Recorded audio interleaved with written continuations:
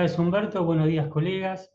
Nos pareció oportuno tratar el tema de la moratoria, en realidad el régimen de regularización impositiva, aduanera y de seguridad social, teniendo en cuenta que estamos comenzando a promediar el plazo de 150 días corridos para poder incorporarse al régimen que fue establecido por ley.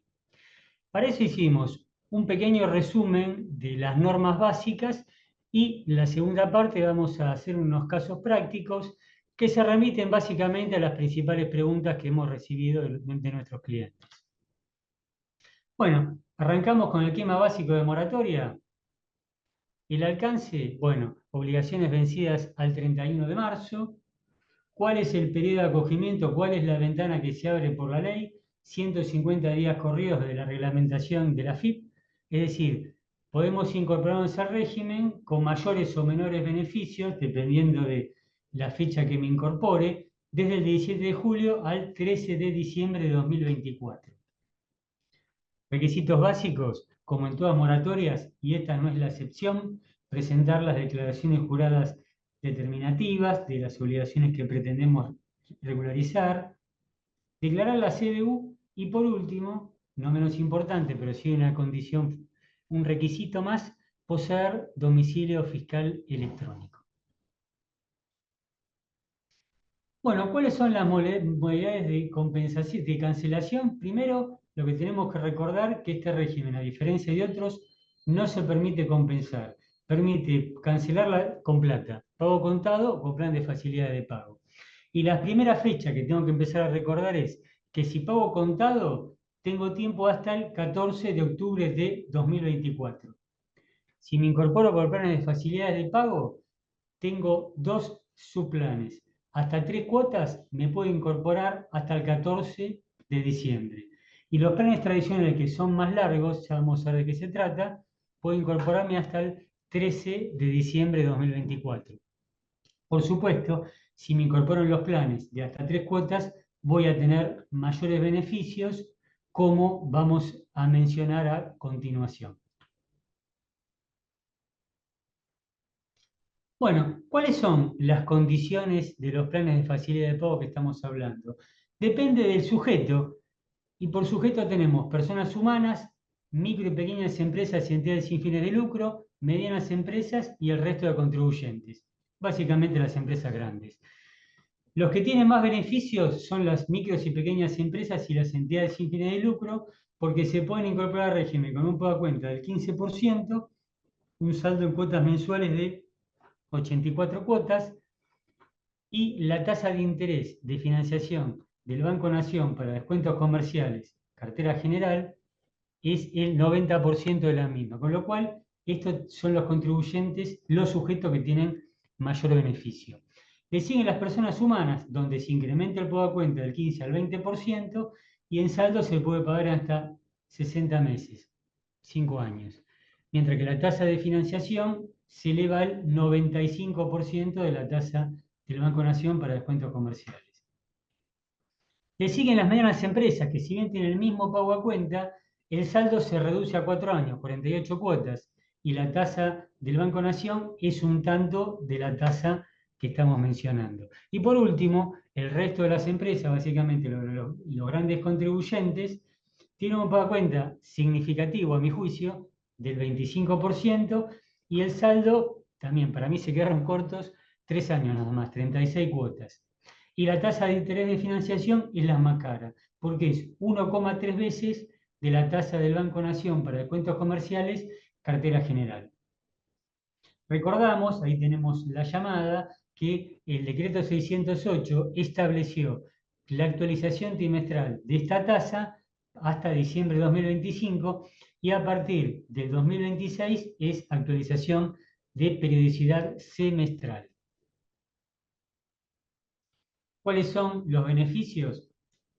Bueno, acá como adelantamos, cuando iniciamos la charla, a medida que me incorpore en forma más temprana, voy a tener mayores beneficios.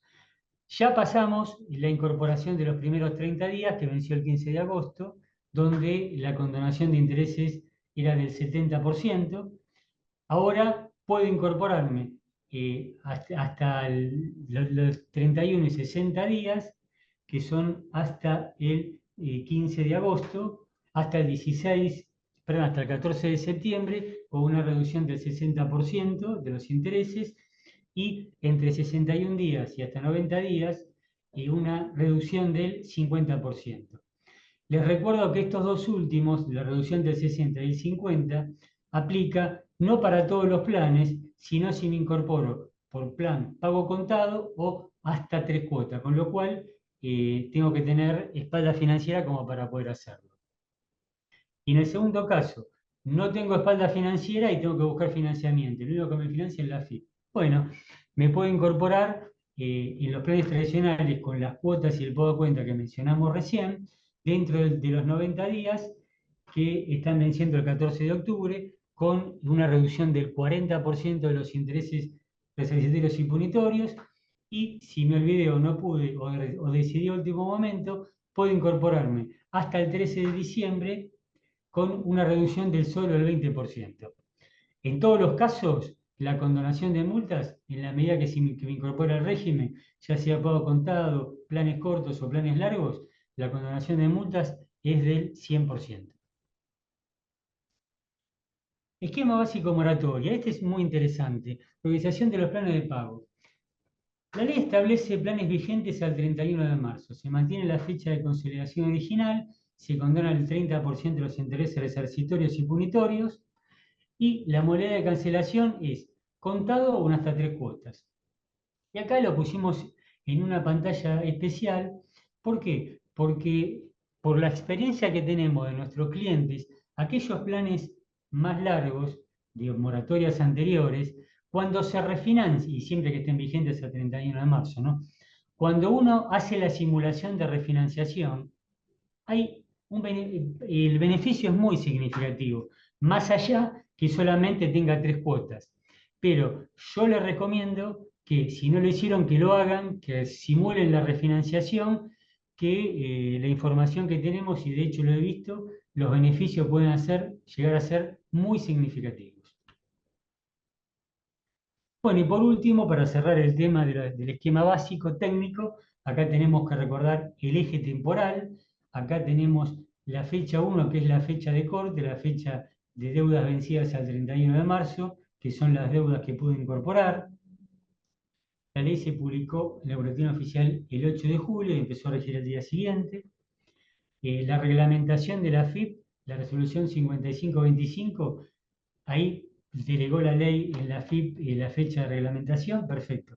Se abrió la ventana de incorporación al régimen, que es lo que decimos cuando empezamos la charla, desde el 17 de julio, 150 días corridos que vencen el 13 de diciembre.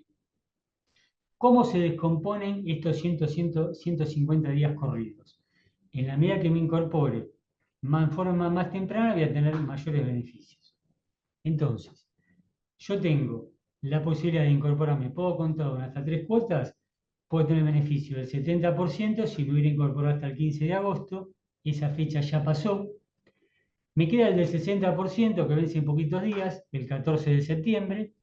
Y por último, si me olvidé o lo decidí en último momento, tengo tiempo hasta el 14 de octubre para incorporarme con el régimen de pago contado hasta 3 cuotas con una reducción de los intereses del 50%. Si no tengo espalda de financiamiento y me tengo que financiar a través de la AFIP, bueno, tengo dos grandes dos grandes periodos para incorporarme al régimen. Uno es por los primeros 90 días corridos, que vencen el 14 de octubre, donde voy a tener una reducción del 40% de los intereses, punitorios y resarcitorios, y si no lo decidí en ese momento, o de vuelta lo decido a último momento, porque me cayó una inspección, por el motivo que sea, bueno, voy a poder incorporarme hasta el 13 de diciembre con una reducción del 20% solamente. Bueno, ya hicimos el repaso de los principales aspectos técnicos. Ahora vamos a hacer una suerte de casos que hemos tenido de preguntas con las respuestas, que son básicamente la mayor cantidad de cuestiones que nos han planteado.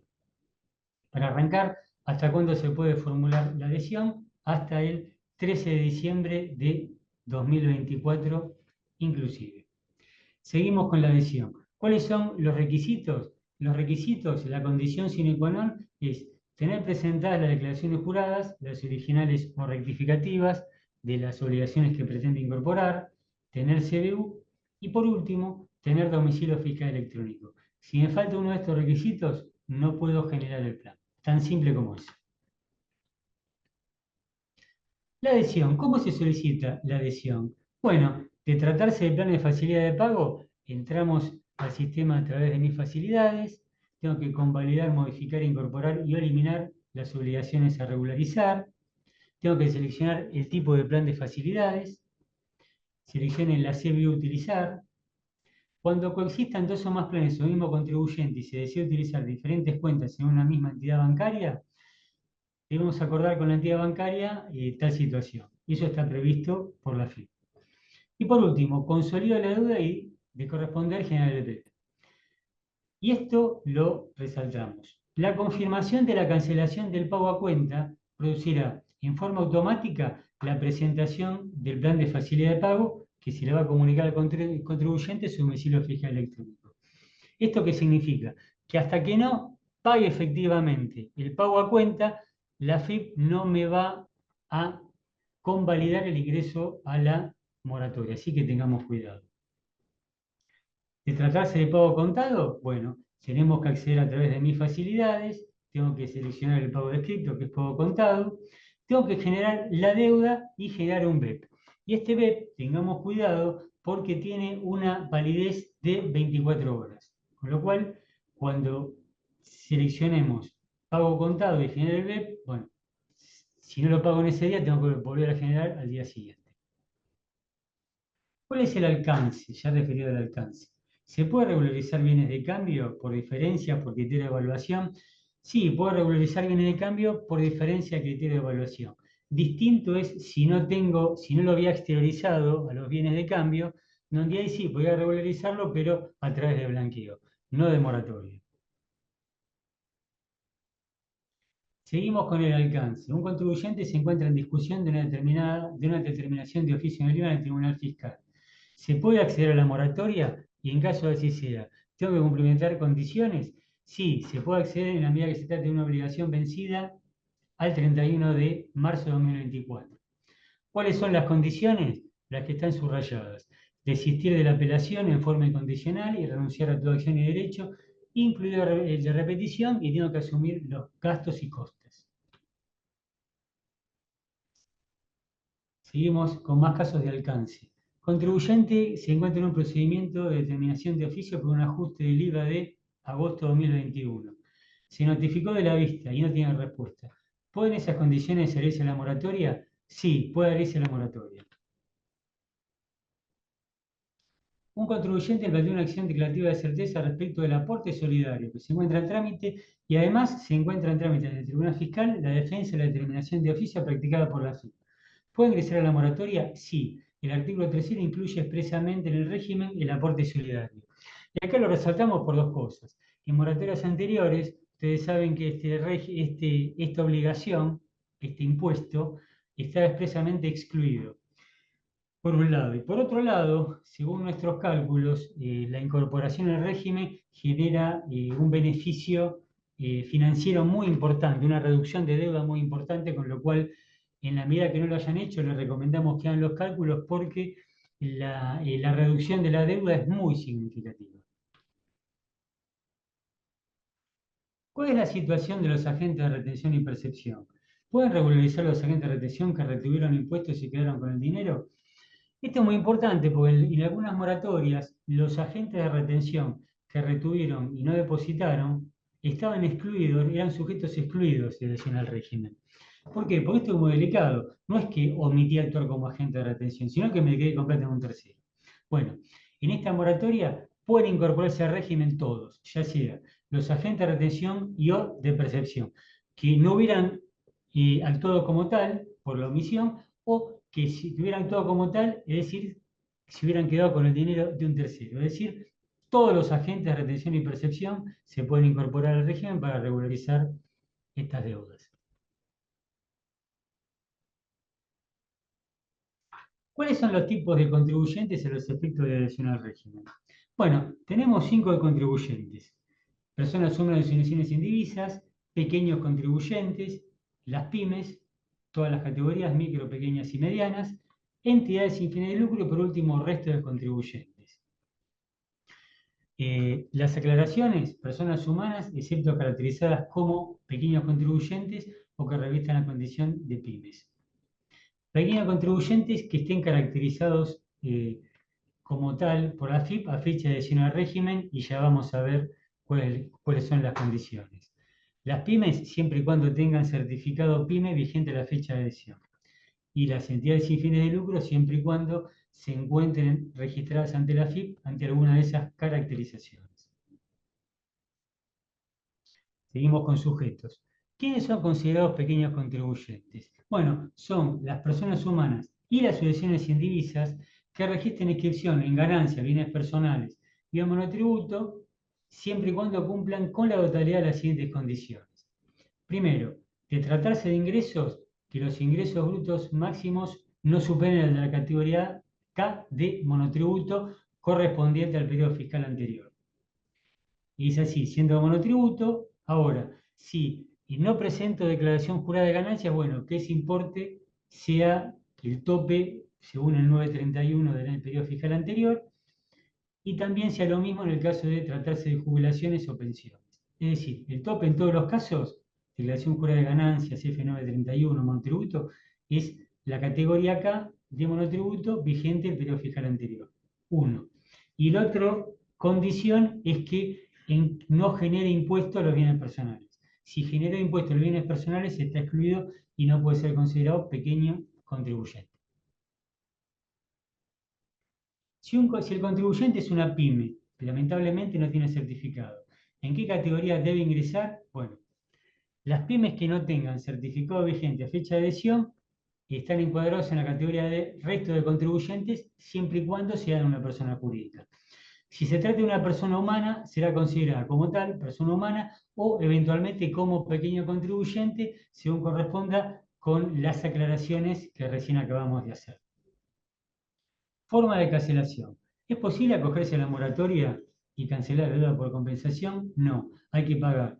La incorporación a la moratoria tiene que ser pagando, ya sea de contado o mediante plan de facilidad de pago.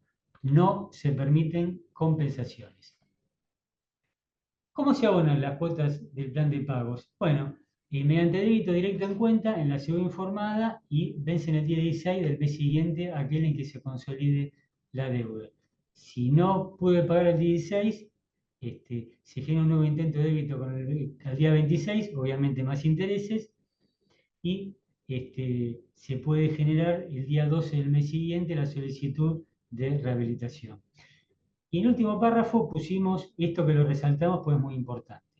En caso de coincidir con el vencimiento de la cuota de otro plan vigente y no existir fondos suficientes para la cancelación de todas las obligaciones de todos los planes, no se establece prioridad para el cobro de ninguna de ellas, con lo cual tengamos cuidado porque a veces hago mal el cálculo, lamentablemente me queda un plan sin pagar por un error de cálculo y caduca.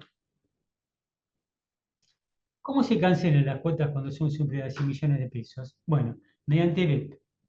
Y esta obligación también resulta aplicable para rehabilitación de cuotas impagas y o solicitud de cancelación anticipada, con lo cual las cuotas mayores a 100 millones de pesos se cancelan mediante BEP.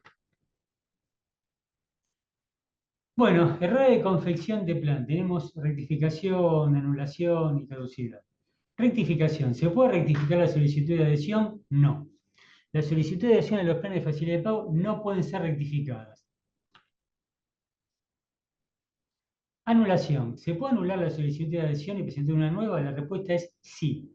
Ante la detección de errores, podrá solicitarse, y acá lo resaltamos, hasta el 9 de diciembre de 2024, la anulación de la adhesión al régimen mediante presentaciones digitales, seleccionando el trámite de planes de pago con anulaciones, y lo que sí, como en otras moratorias, tengo que fundamentar la respectiva solicitud. Rechazo. ¿Qué ocurre ante el rechazo de la solicitud de adhesión? Determina la pérdida de los beneficios del régimen. El declaramiento de los beneficios surte efecto a partir de la notificación de la respectiva resolución. Y en su caso, se podrá presentar una nueva solicitud de adhesión por las obligaciones que corresponde incluir. Bueno, en el caso este, siempre y cuando sea antes del 13 de diciembre, si no, perdí la posibilidad de incorporarme al régimen. Bueno, plan de facilidad de pago el 31 de marzo de 2024. ¿Qué ocurre? Bueno, pueden incluirse en la moratoria por las obligaciones vencidas al 31 de marzo, tanto en los casos que hayan operado o no la caducidad del plan a dicha fecha. Esto es lo que dice la ley. Haya operado o no la caducidad del plan de pagos a dicha fecha. ¿Qué es la práctica? Bueno, acá tenemos dos situaciones distintas. Que el plan de facilidad de pago esté vigente al 31 de marzo o que no esté vigente. Si está vigente, se mantiene la fecha de consolidación, se condona el 30% en 13 ejercitorios y se permite cancelarlo, refinanciarlo al contado en hasta 3 cuotas. Acá dijimos, y volvemos a resaltar, hagan la simulación porque los beneficios son muy significativos. Ahora, si está caduca el 31 de marzo, la única forma es incorporar la deuda remanente al régimen. Condonación. ¿Existe condonación de intereses para el cumplimiento de la moratoria? Sí. Se condonan los intereses restituidos y punitorios en función del aumento de adhesión. Como ya dijimos, 70% para adhesión de los primeros 30 días hasta el 20% por la adhesión de la última etapa. Y las multas, en todos casos, se condona el 100%. Un contribuyente canceló una deuda de impuesto a las ganancias, solo respecto de capital con anterioridad al 31 de marzo. ¿Se condonan los intereses? Sí, se condonan de pleno derecho. ¿Cómo opera la condonación de infracciones formales? Si se cumple la obligación formal con relativa a la fecha de acogimiento, se condonan las multas y demás sanciones por infracciones formales, cometidas obviamente hasta el 31 de marzo. Si se sustanció el sumario correspondiente, la condonación opera en la medida que el acogimiento haya subsanado el acto u omisión atribuida. ¿Cómo opera la condonación de las multas materiales? Quedarán condonadas de pleno derecho siempre que no se encuentren firmes a la fecha de vigencia del régimen y la obligación principal hubiera sido cancelada a dicha fecha. Otros beneficios. ¿Necesita otro beneficio? Sí. Y acá el mayor beneficio que vemos y queremos resaltar es que se libera de multas y sanciones sin por asimismo subsanar la baja descripción del contribuyente del REPSAL, que tanto dolores de cabeza le da al contribuyente bueno, que lamentablemente está dado de alta en ese régimen. Ley penal tributaria. Un contribuyente tiene un proceso penal tributario en trámite respecto a la presunta evasión fiscal del año 2020. Estando procesado, ¿puede ingresar en la moratoria? Para quedar excluido, recordamos, se requiere que se haya dictado condena confirmada en segunda instancia, antes de sentencia firme, antes era sentencia firme en el proyecto original de la ley bases, con anterioridad a la fecha de entrada en vigencia del régimen. Obviamente siempre que la condena no estuviera cumplida. Un contribuyente tiene un proceso penal tributario por evasión previsional. ¿Qué efectos penales se producen como consecuencia del surgimiento de la moratoria? Se produce la suspensión del proceso penal y a su vez la interrupción de la prescripción penal. Una vez cancelada totalmente la deuda, se produce la extinción de la acción penal. Un contribuyente con un proceso penal en trámite se acoge a la moratoria. ¿Qué ocurre si luego caduca el plan de pagos? Se produce la reanudación del proceso penal. En caso que no exista proceso penal en trámite, se habilita la promoción por parte de la AFIP, la correspondiente denuncia penal. Y esto es muy importante, también importa el comienzo del cómputo de la prescripción penal. No perdamos esto de vista. IVA Pymes, un tema que nos preguntan siempre. ¿Cuál es la última declaración jurada de IVA Pymes, en este caso micro y pequeñas, que se puede adherir a la moratoria? La última declaración jurada es la correspondiente al periodo fiscal diciembre de 2023. Como todos ya sabemos, el IVA Pymes se ingresa 60 días corridos posterior a la fecha de vencimiento original. Con lo cual el IVA de las pymes micro y pequeñas de diciembre de 2023 vence en el mes de marzo de 2024 y es el último mes que se puede incorporar a este régimen. Responsable solidario. Un director de una entidad es responsable solidario por la deuda de IVA. ¿Puede revisar la moratoria? Sí. Se puede incorporar, haya o no, mediado contra ellos se reclaman las obligaciones fiscales correspondientes al deudor principal. Deudas en ejecución fiscal. ¿Cómo siguen los juicios ejecutivos luego del acogimiento del régimen? Esto es muy importante. Siempre nos preguntan, uno se incorpora a la moratoria, ¿qué hago después? Bueno, una vez acreditado en autos la adhesión al régimen, firme la resolución judicial que tenga por formalizar el allanamiento de la prestación fiscal y regularizar la deuda en forma total, y esto está resaltado, la FIP solicitará al juez el archivo de las actuaciones. A su vez, Obviamente, si la solicitud resulta anulada o se declara rechazo del plan de facilidad de pago, la AFIP va a proceder con las acciones de cobro. De producirse la caducidad del plan de facilidad de pago, la AFIP obviamente va a iniciar una nueva ejecución fiscal por el saldo adeudado del plan. Bueno, espero que sea de útil el material y las preguntas y respuestas. Muchas gracias por su atención y quedo a disposición de las preguntas.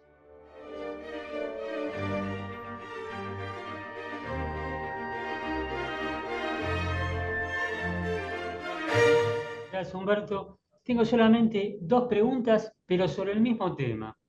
El tema es el siguiente, un tema muy interesante, por cierto. Tengo una declaración jurada con saldo a favor, la rectifico, ya sea voluntariamente por encontrar un error o producto de una fiscalización, y me da a pagar. El saldo a favor de la declaración jurada de ganancias oportunamente lo había compensado con otras obligaciones tributarias. La pregunta es, ¿qué pasa con lo compensado? Bueno, en nuestra experiencia el tema ya está resuelto operativamente por la AFIP, por lo menos en un par de casos de clientes que hemos tenido, que justamente han tenido este tema, rectificaron producto de una fiscalización y a las 48 horas la AFIP le comunicó el decaimiento de todas las compensaciones que resultaron improcedentes justamente porque se había caído el saldo a favor, porque producto de la rectificativa. Con lo cual, en nuestra experiencia, cuando uno rectifica, la FIP se toma el trabajo de identificar el destino de las compensaciones, hace caer esas compensaciones por saldo insuficiente, intima al contribuyente y bueno, frente a esa intimación que justamente hace renacer la deuda en sistema de cuentas tributarias, con lo cual es un tema que, bueno, la experiencia que hemos tenido nosotros, por suerte en este caso funciona muy bien la FIP, con lo cual no deberán tener ningún problema si rectifican y el saldo a favor, desaparece el saldo a favor y bueno, la FIP hace renacer la deuda de las obligaciones compensadas. Eso es todo, muchas gracias.